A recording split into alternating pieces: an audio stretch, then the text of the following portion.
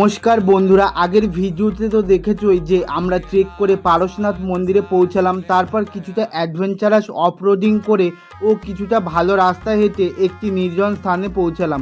যেহেতু কিছুদিন আগেই আমার জন্মদিন ছিল, তাই আমার বন্ধুগণ চিপস, চকলেট ও কেক একসাথে কিছু ইনোভেটিভ তৈরি করে পাহাড়ের অসাধারণ লোকেশানে আমাকে কেক কাটায়।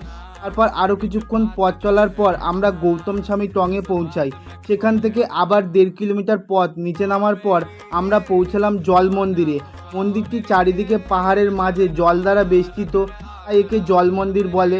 তারপর সব মন্দির দর্শন করে দূরে পাহাড়ে পারশনাথ মন্দিরকে বিদায় জানিয়ে কিছুটা সোজা রাস্তা ও কিছুটা শর্টকাট রাস্তা নিয়ে নিচে নামতে লাগলাম। নিচে নামার পথে ঘন মেঘ করে বৃষ্টিও চলে আসে। যাক, পাহাড়ে এসে বৃষ্টিও দেখে নিলাম। যাই হোক, প্রথমবার বন্ধুদের সাথে ট্রিপ সত্যি সবসময় স্মরণীয় হয়ে থাকবে। আজ তবে আসি, দেখা হচ্ছে নতুন কোনো অ্যাডভেঞ্চারাস ট্রিপে। Tata, bye bye.